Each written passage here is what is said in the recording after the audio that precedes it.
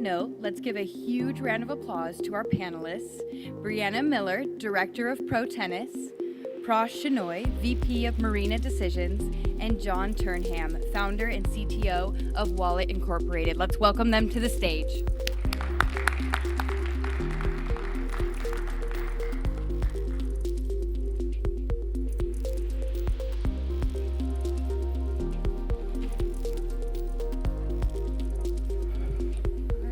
Everybody for joining us today. We're really excited.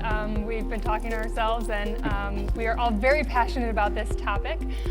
So first we're going to just do quick introductions. My name is Brianna Miller. I am the Director of Digital Marketing and Demand Generation at Pro Tennis, which is a healthcare software company.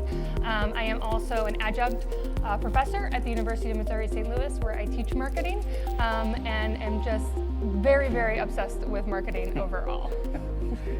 Thanks, Brianna. I'm Prash Shenoy, VP of Marketing at Marrina Decisions, a global consulting company supporting the marketing ops for Fortune 100 companies, B2B companies in technology, healthcare, security, and other industry segment. And we support all the marketing functions in those companies for last over maybe around 10 plus years. And personally, like Marrina said, I'm also very passionate about marketing and technology. Sometimes I refer myself as accidental marketeer because my background from a master's in computer science and engineering and now leading the MarTech operations side of the equation for the marketing teams. And for the last 2 decades, I've been supporting and helping CMOs, executive leadership team in sales and marketing about the funnel strategy, ABM, that's account-based marketing attribution, and how to make sure that these teams are putting their budget into the right programs and getting the right ROI. Nice. My name is John Turnham. I am the founder and CTO of Wallet Inc. My background is building software systems for banks and casinos. So I'm hoping to bring some insights into how those big companies handle customer retention and their loyalty programs and some of the data that they bring to those programs and share some of those tricks and tips and elaborate on some of those details. Yep, so I think the first question would be what is marketing ops, right? Because it's one of the most mystified term. Like a lot of time, each company has their own terminology of what ops means. So maybe Brianna, would you like to start with marketing ops for you, and then we'll take Definitely. turns from our side. So I am very much in the B2B space. So for my company, marketing ops is leveraging that different technologies and our brand strategy to create impact on our company. So the marketing ops falls primarily under me, and that would be managing what technologies we use, what data we are leveraging, defining that data so that we're able to determine ROI and how that data moves through our different systems, and at the same time making that align with our marketing strategy and then of course our business strategy even more. And then also I think marketing ops is also about kind of being the, I heard this quote from Gartner was the COO to the CMO. So we are doing the operational side. So we are interacting with our internal and our external stakeholders and kind of making sure that everything is running smoothly and well. So marketing ops to me is really all, I would say 70% customer retention in my world, and then 30% customer acquisition. And so to elaborate on that, when I think about marketing ops, I'm thinking about point of sale integrations and getting offers into consumers' hands that make sense, bring them in and be able to track some of those transactions. And so it's different, I think, from an engineering side, just thinking through some of those elements. Also e-commerce integrations, messaging, and so it's really the execution of all of these different elements that come to mind for me when I'm thinking about marketing ops. Yeah, excellent. Like Brianna, also I come from a B2B universe, And in B2B side, the marketing operations almost like supports the entire marketing infrastructure, including setup of the MarTech stack, setting up the process, workflows, taking care of day-to-day activities needed for the marketing team, whether it could be setting up a landing page and a form, setting up webinars, creating complex multi-touch nurture campaigns, creating the MQLs, like tagging them, how the system, the data flows through the system, and the sales handoff, and where the revenue is recognized. All these functionalities which is needed by both the field marketers, demand gen team, and the entire marketing team is supported by marketing ops. And one of the analogy always I put together is like, if you consider marketing team as a whole, as a human body, then marketing ops would comprise maybe like entire skeletal system, which is supporting all the functionality, holding the body together. The circulatory system, like the whole blood flow, right? Like taking the nourishment from one end to another end. The heart, which pumps the nutrients to every cell of the body, right? It's every department needs marketing ops. And also, I feel that the left side of the brain, the analytical brain, right? That's what marketing ops also does. It is like bringing out that analytical insights, the data, how to manage it, right? It's almost like marketing ops it performs like a critical system for the body, but you cannot see it, right? All of these are inside. So similarly, like marketing ops always behind the scene, making sure the marketing team members shine, and they're able to bring out the right ROI and business insights to the rest of the company. Yeah, I definitely agree with, I like your analogy a lot there. We are kind of that behind the scenes, making sure that everything is working. And I mean, definitely in my role, it is that, we create our marketing strategy at the end of, for this year, it's created for next year. And then the marketing ops is coming in saying, what are those processes we need? What are the tools that we need to be able to achieve the strategy that we want for the next year? And then defining what success is going to look like. What are those metrics that are, and those KPIs that are going to be defined as a successful marketing strategy, and then communicating those to the different stakeholders as well. I think so we can continue the marketing ops. I'm kind of, I'm interested in talking a little bit about some of the tracking tools that you guys are using. And, we talked a little bit about UTM parameters and how to track that all the way through. I'm interested if you can elaborate a little bit on that. Oh yeah, definitely. Like I said, marketing ops is responsible for all the tools and processes. Also, like from the top of the funnel, if you're thinking as from a demand gen perspective, top of the funnel where the marketing team acquires the lead, and you want to know where the lead came from, which channel, which sources, right? And I think that's one place where marketing ops definitely plays an important role in terms of how do we tag them? What are the, like especially like if you're looking at top of the funnel, UTM parameters, there are multiple UTM parameters, which you can leverage to see which channel or source they came from, which keyword people were searching to reach your website or the product, right? We're talking in the context of Google Analytics, right? Yeah, and also like which campaign it came from. If you're running multiple ad campaigns, or maybe it's your own in-house campaigns, right? So those campaigns and all can be embedded into the UTM parameters, which is not visible to most of the users, but definitely you can track them, you can capture them at the conversion point, which is the form fill, and at the back end, you set up the marketing automation platform or CRM to capture those details so that you can see when a lead comes in or a person is interested in your product or services. Because usually in today's world, it's not like one place they come from. It's multiple channels, multiple places they engage. And these UTM parameters and other tags can definitely help to really stitch that data about the multi-touch attribution, right? It's always like there's no one single source today because we have become such a complex interconnected world. So which means that the person might engage the company through maybe on their ads, maybe some blog post, maybe something else, different place where it leads them back to that page, right? Or it could be a referral.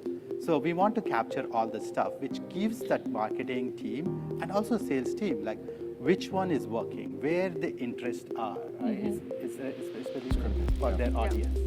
But I would say definitely that the attribution model is typically going to fall under marketing ops. So whether that be your first touch or your last touch attribution that you are associating things with, but to determine that ROI is the big one. So whether that you are using UCM parameters or getting your leads from a trade show or an event, so an offline source, that would definitely fall under the marketing ops. In regards to some like the technologies that you mentioned that we're using, so my company uses definitely a collaboration of different technologies, like we all do. There's so many choices out there, but primarily HubSpot. So we use that for our email, our marketing automation, our chats, our document management, website, social, all that fun stuff. But also Salesforce for our main CRM. We use Rollworks, which is an account-based marketing tool, which we used for not just account-based marketing, but intent data. And then my newest fun tool is Vidyard, which is a great video marketing platform that also our sales teams leverage to get personalized messages out to really drive those leads down the funnel. So that's my new favorite tool. No, I think there's so many technologies. Like one of my favorite is Scott Brinker's technology tools roadmap. I think in 2011 when he started, it was around like 150 tools were available for marketing. And in 2020, it was almost like 8,000. It's almost like 5,000% increase over just 10 years. A phenomenal explosion of the tools and technologies available for marketing team. And that's where I think the marketing ops comes into place, like figuring out which tool is appropriate, right? I have worn the hat of being the ops lead in leading the operation, marketing ops and sales ops in the company, managing almost 5 billion pipeline, and now for last 11 years, working as a consultant and being a strategic partner to my clients. And always I say there's no one size fits all, right? It could be like, we need to look at what is the business pain points, what is the processes they're looking for, where they want to be in 5 years, right? And based on that, what is the existing technology stack they already have, right? If I go into any one of the companies today in the marketing side, at least 15 technology tools are available, right? And at the time, it's like, if they want to bring in one more, we want to look at it's like, how does it support the existing one or replace certain one? And if you are replacing it, how do we transition the data, the insights which is existing in those tools? Because each tool has its own purpose. And now if you are bringing in, introducing another tool, we need to make sure that the old insights and data is not lost. At the same time, the new tool can really give them the better ROI which they're looking for. Yeah, that's definitely a big thing when we're looking at tools. I had my wish list of tools this year that our CMO asked that I was interested in, but it was really more about what is that one that's going to make the biggest impact for the cost that I would be able to measure an ROI versus just, maybe measuring brand awareness. It is, am I going to be able to translate a video view into a lead and pipeline? Some of the differences between big businesses and small businesses that I've seen from data tracking and analysis really comes down to, again, the bottom of the funnel activity. When I'm looking at the next 10 years of competition in the market, I'm looking at the big businesses that are executing very, very well on that bottom of the funnel section. So the customer retention aspect, they're bringing in customers over and over and over and over, and how they do that is through really tracking everything. Of course, you all know that, but the way recently is through specific individual barcodes for every single offer or discount or promotion that's customized to the individual. So So when they come in and redeem it, whether it's free play at the casino or it's a hotel offer, or whether it's something like the spa or the pool or whatever, there's a lot of data that's attached to that offer and to that barcode. For small businesses, they tend to just use a coupon code that is very generic. It goes out to everybody. Everybody gets the exact same coupon code. It might be a seasonal special for 10% off or 20% off. And then at the end of their promotion, they just tally how many redemptions they received. And there's a huge difference between how those two businesses are able to operate based on the data that's accumulated. And so in my company has essentially built a catalog of different types of redeemable items and separated something that's generic like a coupon into one section where you have vouchers that are separately defined, gift cards are separately defined, gift certificates, and so on. So there's a whole catalog of different tools that apply to different consumers for different needs and different purposes. So that's really getting at the lower level details for every consumer so you can create more engaging offers every time. That's excellent. I think you touched upon the engagement side of it, because today the customer or the prospect is engaging in multiple ways in multiple places at multiple times, right? Yeah. The biggest challenge for marketing team right now is how do we be in front of our prospect as well as our customers, right? At the right time with the right message, right? And that's where when you're talking about having the offers, different offers, right? Maybe it could have been in different tools and processes. Now, how does marketing team can bring all this stuff together and stitch that data at the back end so that we have a holistic view of that person, right? Not just like an email ID, right? Like really looking at that email ID as a person and where they're connecting with us, right? Because now I think marketing has moved from maybe a decade back, it was like spray and pray kind of a thing, right? You just do it and hope that something sticks to it, like throwing spaghetti on the wall, right, and see what sticks. Now there is technology available, there are tools available, there are processes, we can configure processes to stitch all this stuff together and really have an assumption, okay, if we follow these processes, we can really get the holistic view of the person, right? And always it's like I always feel that though with all this technology, tools and stuff, marketing is still an art along with the science, right? There's a strong science behind it now, but there's definitely still the art is not missed, right? That's where I feel that having that emotional touch of engaging people at different levels and knowing them where they really are at this point of time, right? Especially like the tools like geolocation and all the stuff which is possible, we can track and really see where they're engaging. And the teams are have the ability to push the notification as well as offers at the right time. That's an interesting point, actually, because some of the bigger companies use geolocation not just when the consumer's close, but when they're far away. So if they're further away, they will increase the offer to encourage them to make the trip in. So it's interesting, working with that lower level data, trying to figure out which offers are really the best, and measuring what works, see what doesn't work, and just constantly refining and improving the process. I like what you said, especially about emotional, tying that into our marketing strategies, because I think we have all of these great tools, and there's always the next best thing that's going to, move the needle and increase your pipeline and close business. But it's tying that emotional part and that art and the strategy side. Like, you have to have that in order to use these tools properly and get the real ROI out of them.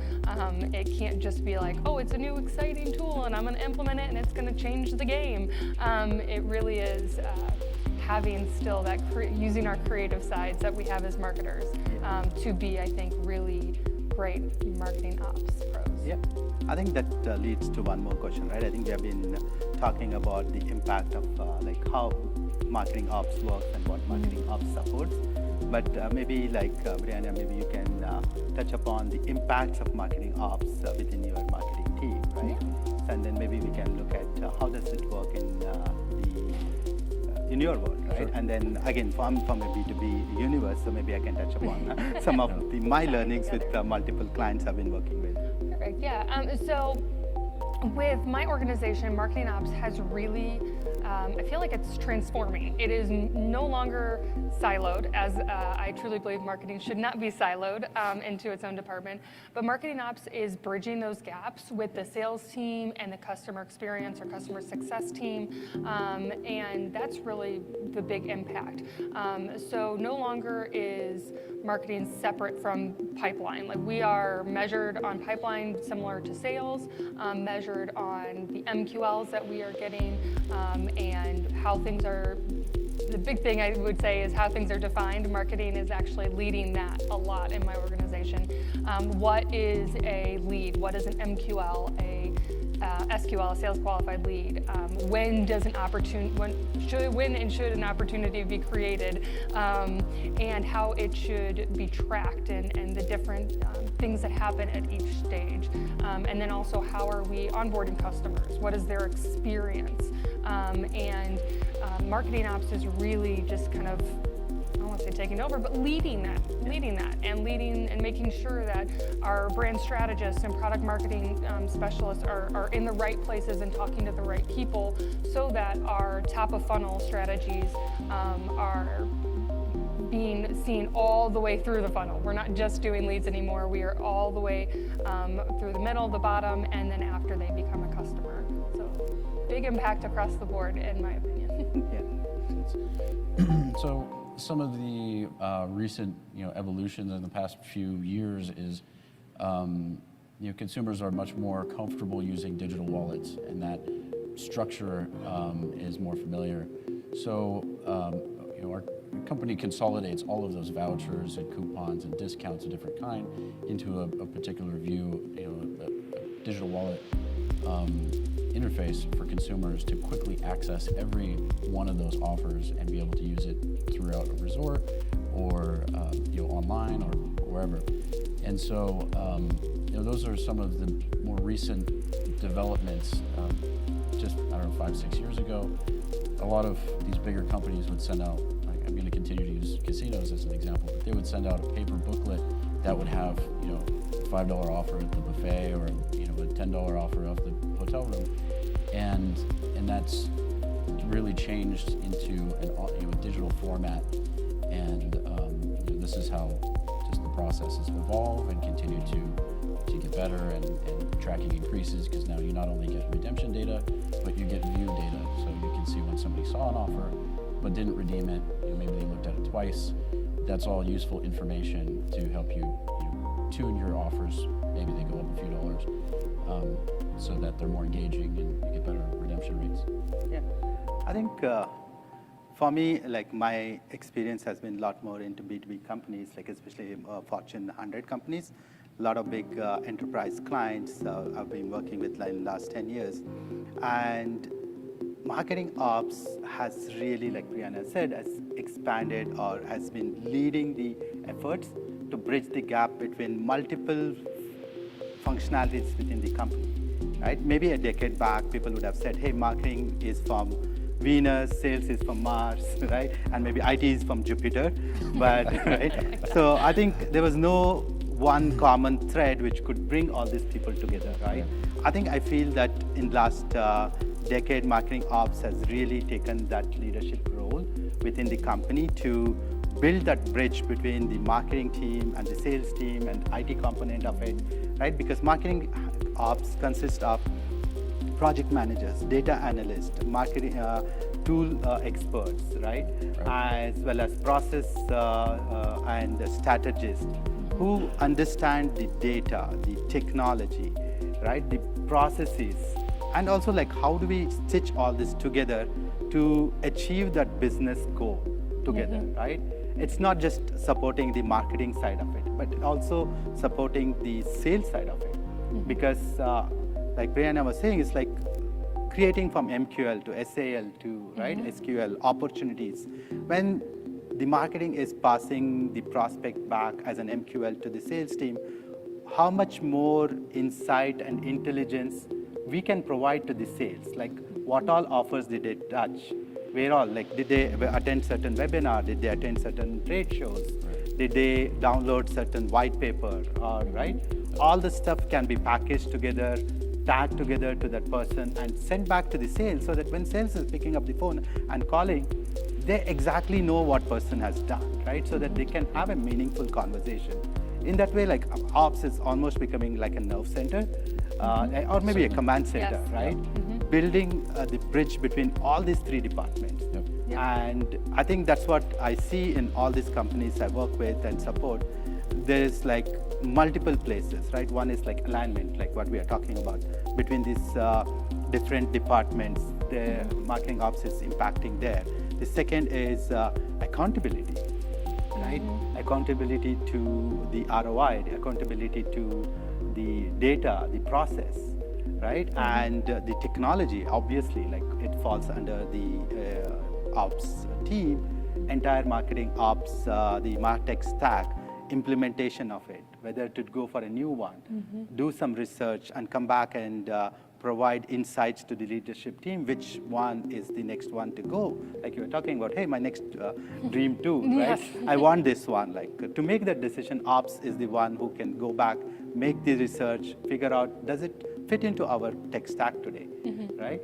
So it's like multiple places ops is making an impact, right from the top of the funnel to the bottom of the funnel, entire lead life cycle or the prospect life cycle.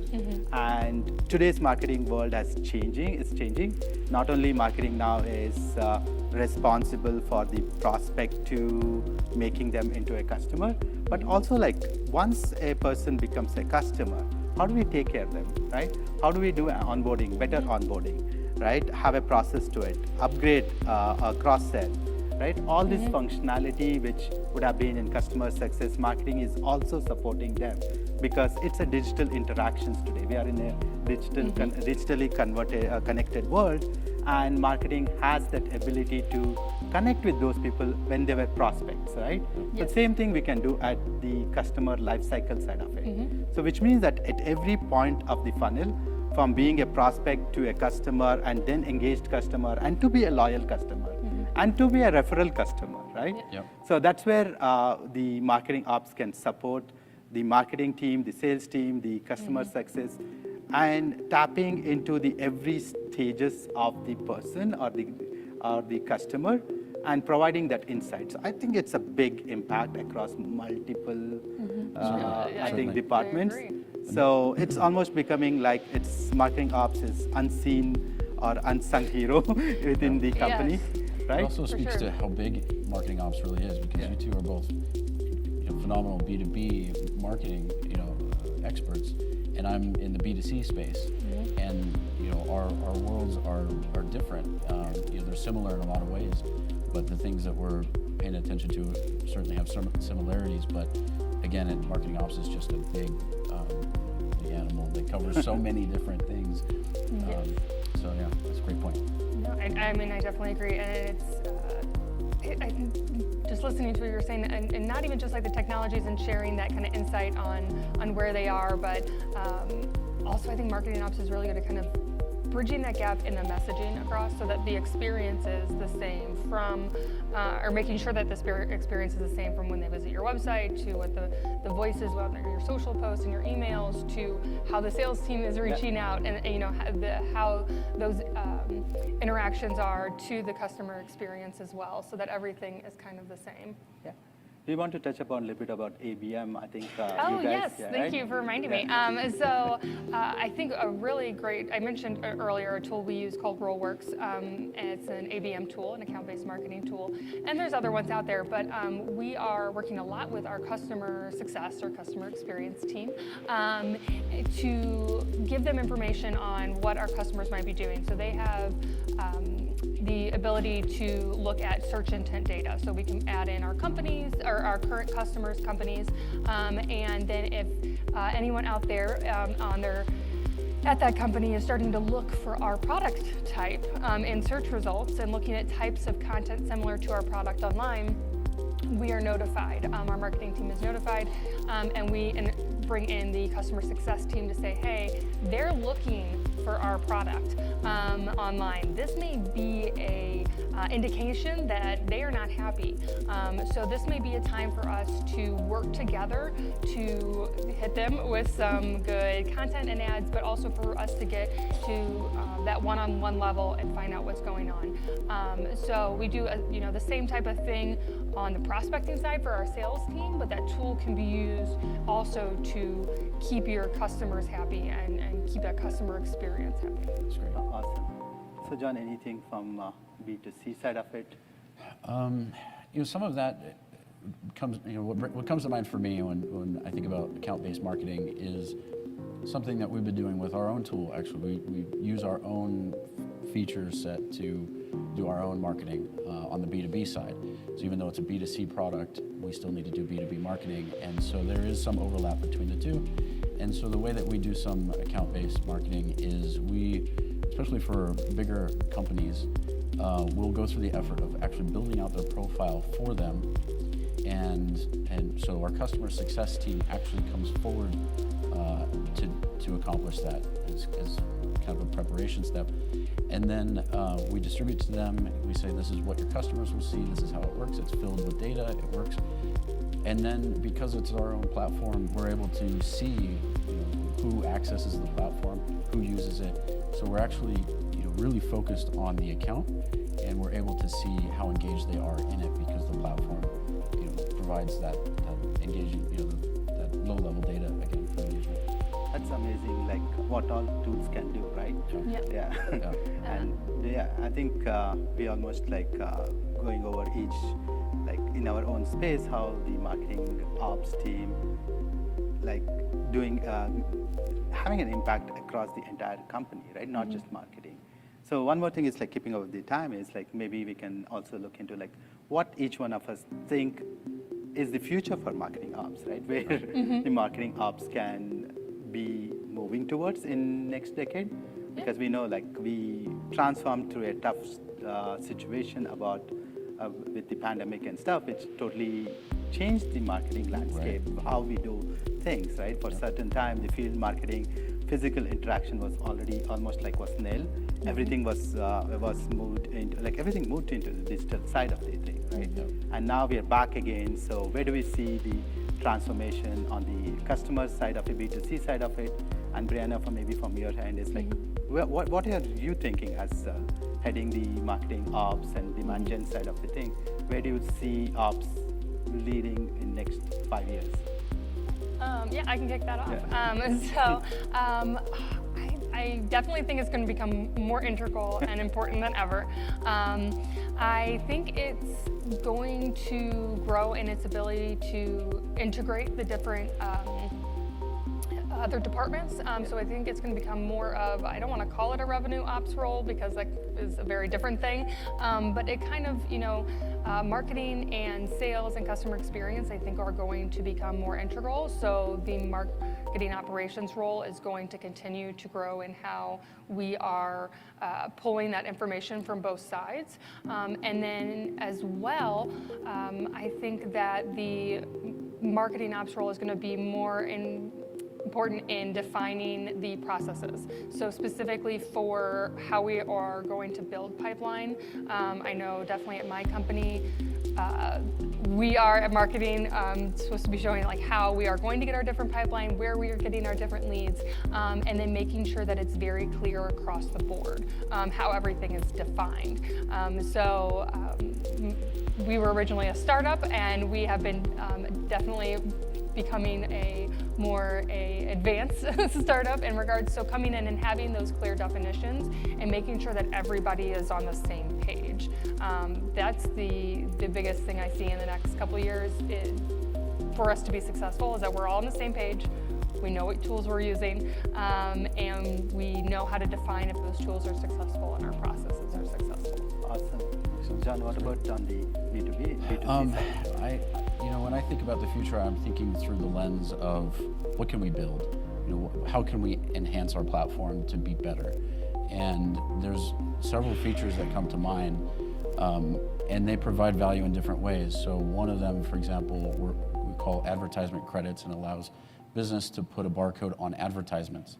And so when consumers walk up to an advertisement, maybe it's in print or maybe it's on TV, anytime they engage with the QR code, we're actually generating a new redeemable item on the fly that's attributed just to their mobile device. And so, that gives us information about scans, it gives us information about redemptions, but when the consumer goes and redeems it, it's terminated for their smartphone. And so they can't reuse it. It's very different, again, from a coupon that can be reused multiple times. And so that's how I think it's one tool. We have another tool called dynamic vouchers, which actually allows the business to actually change the offer based on a time schedule. And so when the consumer's looking at it, it might decrease in value by the minute, by the second, by the hour.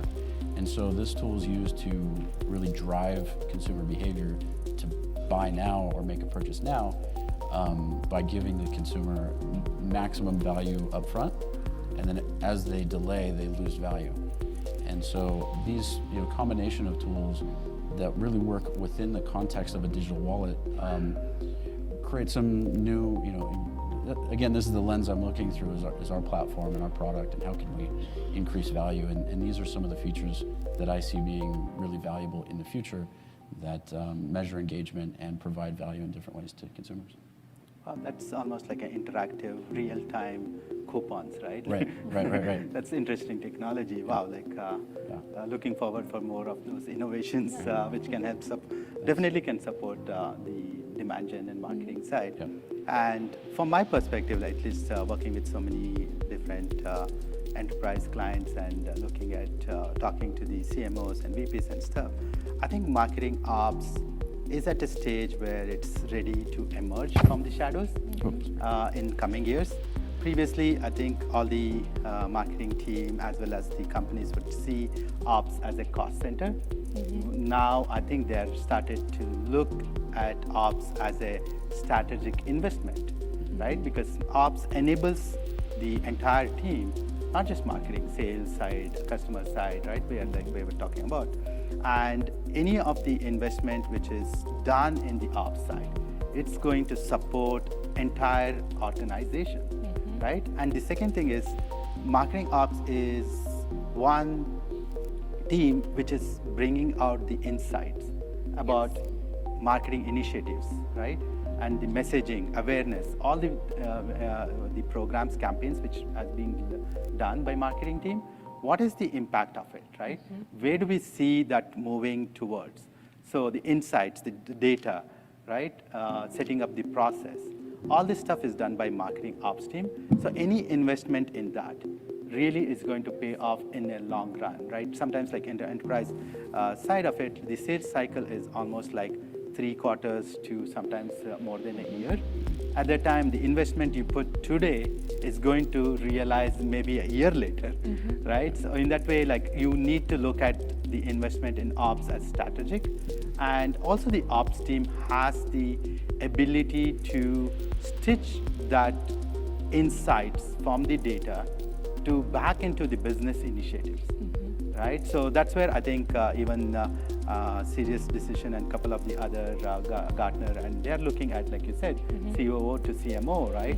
So the ops, I think the professionals or ops leaders are more suited to lead the marketing organization and maybe one day even lead the company itself, right?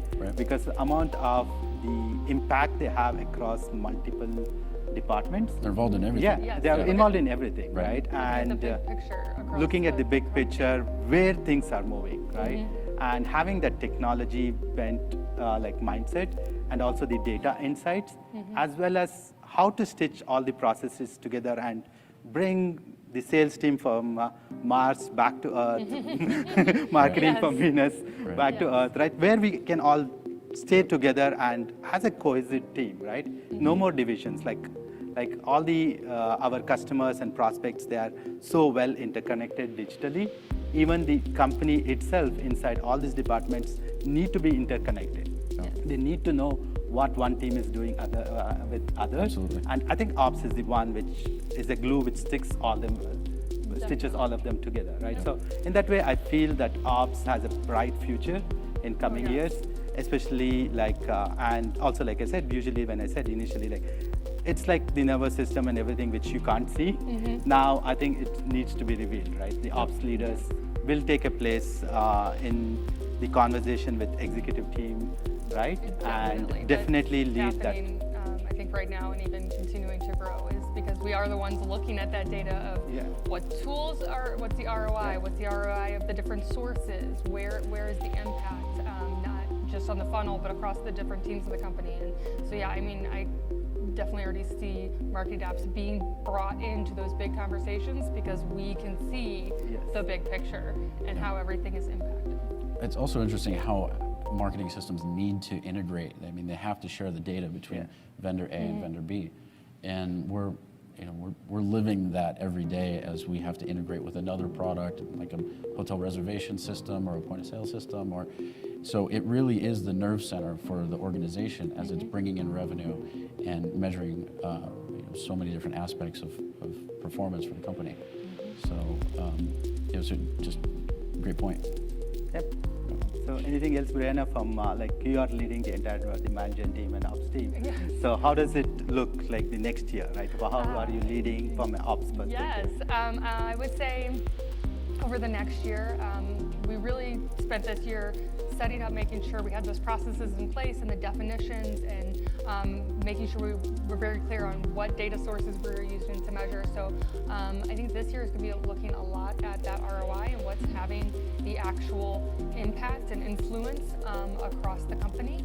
And then for the following year, taking that data and better influencing our marketing strategy. It's I'm very much an advocate that I don't make decisions just based off of my feelings when it comes to marketing, and we're making it based off of that data and making proper decisions that way. So yeah, no, I think that makes sense.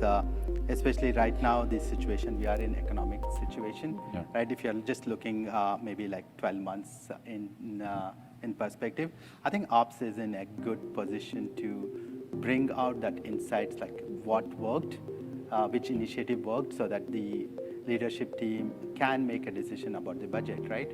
Because with the economic slowdown and all the stuff people are talking about, each team is trying to almost like tighten their budget now, right? They want to cut places where it's not impacting.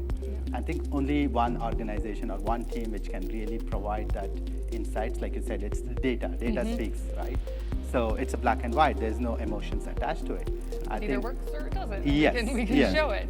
And I think ops is one place where definitely leaders will look into, saying that, hey, which campaigns worked, which initiative works for us, right? So that we can only keep those ones for the next year, and then we can re-evaluate after that, right? So in that way, I think ops team is definitely playing a big role right now as we are speaking, because even I had a couple of conversations last week about a couple of my clients were like, the marketing leaders is like, Prash, we need to figure out where we can reduce the budget. So we can show, marketing ops can show what's working, what tools we really need, which ones are going to have the biggest impact. Drive those quality leads, not just quality over quantity. So. I think you touched upon about revenue leaders, right? I think in a way, whether ops wants would like to be like that role or want to play that role, but definitely I think ops is being pulled into that direction, where ops can be the revenue, if not the leaders, at least the ones who provides insights to make that revenue decisions at the top. I think we could certainly talk for hours here. I'm not sure if we should open it for questions. I think we've got a few minutes. I do have a question. So, Brianna, very few people, marketers I speak to, can speak about their MarTech stack with the clarity that you offered. Thank you. Typically, I run into folks who describe it more like a Jenga tower that's on the verge of collapse. So they've bought it piecemeal. They run into a problem or a need. They buy technology. It doesn't get onboarded very well, or the users aren't using it. One company I talked to had to do a financial audit to figure out what they were paying for. Okay. What advice would you offer that type of company? And they tend to be small to mid-size. So I would definitely take a look at getting a quick outline of all the different tools that you were using. I know I've been in my current company for about a year and a half, almost 2 years. So that was one of the first things I did when I came in. What are the different tools we're using? And then I synced across the different departments to see who is actually using these tools. And I would make that a regular thing. Because there's no reason you need to be wasting your time on a tool that isn't being used. So that would be my first step, would definitely be what tools do we have, and then going through who should be using them and are they being used. And then at that point, I'm gonna start defining my, what I would see as success for each of those tools. So such as we use HubSpot, and current challenge is that we have email templates marketing creates for the sales team, and I think they're fantastic. And but they don't use them a lot. So I'm on usually about quarterly or monthly, depends basis, looking to see how often is that being used, and then if it's not, going out to my sales team and being like, why aren't you using it? Are you just not comfortable using it? Do you not like our messaging? That's okay. We can change it. No offense. Take it. So I think making it part of your regular process is the biggest thing. Otherwise, you end up having these tools that no one even knew about and no one's using. That's great. That answers your question. Hello. I'd like to ask about pushback. What happens when the output from the MarTech team garners concern from the CEO? He or she doesn't like it, and pushes it back to you. What's the process? What do you do in that case? My advice would be, I always look at the data. Recently got a pushback actually from, it was someone's like, we do not like this. Oh, it was emojis in our email subject lines. And we don't use like crazy emojis. We are healthcare B2B, but it was like a calendar. And they're like, nobody likes that. Everyone's offended by that. And I was like, I don't believe that, but I could be wrong. So I look at the data. And I came back and I was like, no, actually our emails that have emojis in them have a greater open rate and click-through rate. So I push back that way. I said, let me look at the data and let me see what it does. So that makes it even more important that we are we have the data and we are looking at it regularly. Because if it's not working, I don't take offense to it. Okay, maybe it doesn't. But that would be my biggest thing. Prove it with data, because it's very hard to argue with that. Yeah, no, I definitely agree with that, Marrina, because data is black and white. It doesn't take sides, right? But at the same time, it's like, is the data meaningful, insightful, right? You can have it's like garbage in, garbage out. I've seen many companies accumulate a gazillion amount of data, right? And there's no actionable data. Yep. So I think that's where the ops comes in, is not only we are just hoarding data, it's how do we make use of this data for an actionable insight? Like you said, right? It's always data never lies. Looking at the emojis and in those emails, like you said, open rate, engagement, click rate, right? Within those emails is a perfect I think scenario to go back and say, hey, look, this works. Like A/B testing, right? We do all the time. Yeah. Right? No, and I think being open to that, not getting defensive, and when you're having those kind of conversations, and we have the sales team comes up a lot and they want to go to a specific trade show and they're determined that's the one that's going to just drive the pipeline like nobody's business. Yep. But I go back and I look and I'm like, we attended that trade show for 2 years in a row. We got a lot of leads, but the quality was just not good. So having those conversations, but listening to them as well and saying maybe there's a different show, maybe there's a different one that will help you get your commission up. Perfect. Any other questions? Perfect. I think thank you everyone for Thank you.